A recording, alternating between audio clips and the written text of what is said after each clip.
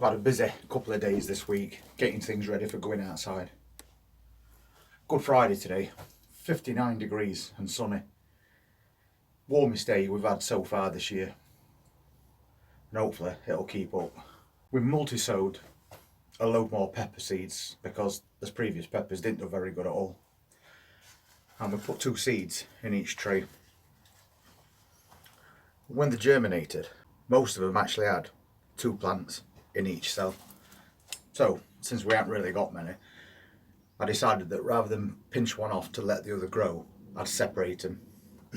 And I did do a video about that. Unfortunately, I deleted it by mistake. So, I'm just showing the end result. We had 2 trays like that, and some of them had a couple of plants in each. And we separated all lot and ended up with all these as well. So now we've got about 24 pepper plants. So we thought we'd bring them outside, give them a bit of natural sun to harden them off, then we'll take them back in later on. But we're not leaving them in direct sun. They're better off being in dappled sunlight, so it's not so much as a shock to them all at once.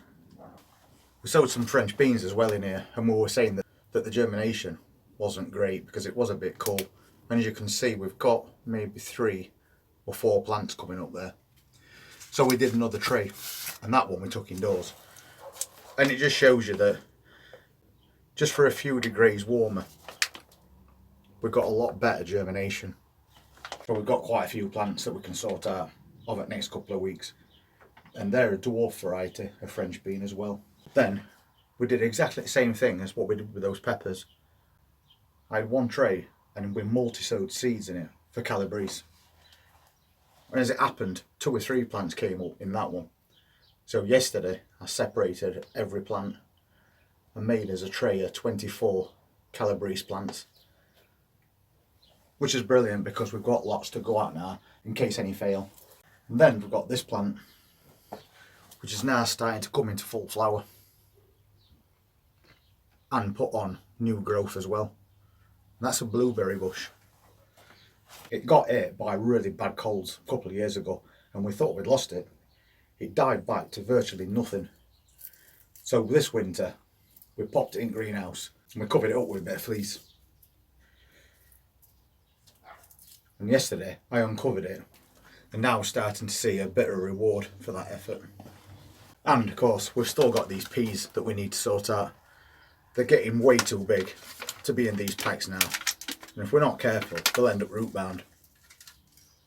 If we take one out, you can see they're trying to tangle around each other. The root system is now getting really dense. So we're going to have to unravel all that. And that's the job that we're going to be doing today. We've done loads of potting on, and we've sowed extra seeds. I've also planted a few more potatoes in containers. So I think today, since I've got 2 trays of those sugar snap peas, we better find a spot outside and get them planted. And of course, we're going to need something for them to grow up as well. So since it's a very nice, sunny, warm Good Friday, we'll get that job done today. I think we'll put them peas across here.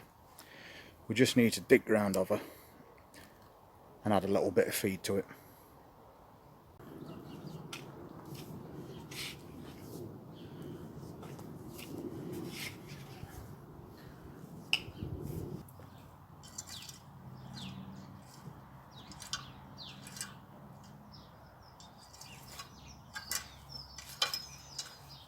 So that's that bit done. Didn't take long at all. So we'll pop a bit of feed in that, and then we'll start and create some kind of a structure because these peas need something to grow up. So we'll get on with that job now. So I've sorted out a load of canes that we saved from last year, so I can get this put together now.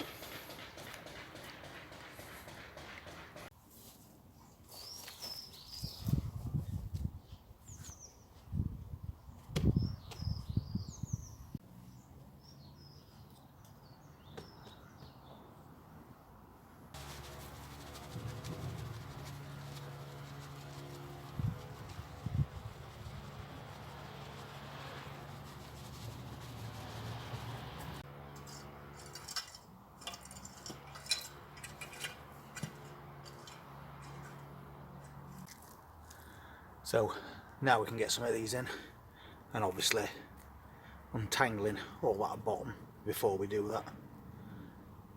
Free off all those roots, and then we'll just start just there, pop one in,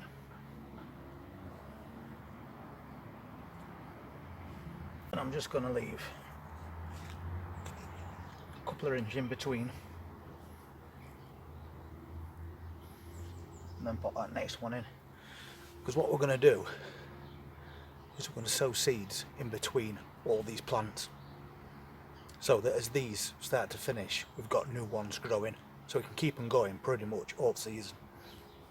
When it comes to doing these type of jobs, that's one of your best friends you'll have.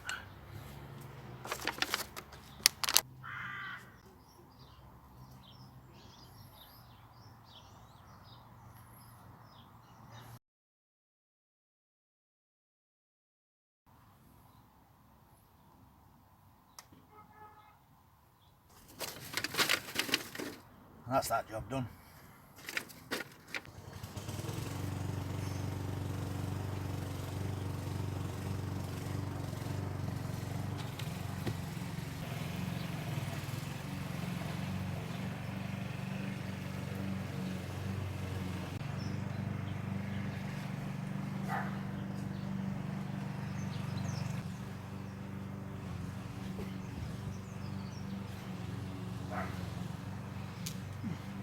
I'm going to put this frame together just using string, and then when it's all finished we'll strengthen that with some tie wraps, otherwise it'll not last all season.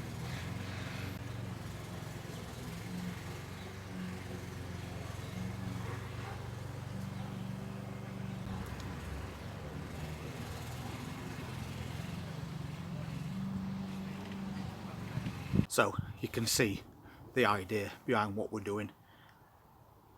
We'll probably add a little bit of net into that as well, so as these peas grow they've got something to grab hold of with those little tendrils, and they'll work their way all the way up these canes. So I'll crack on, get the rest of the canes done, and then we'll see what it looks like when we're finished. So that's the stage we're at the moment.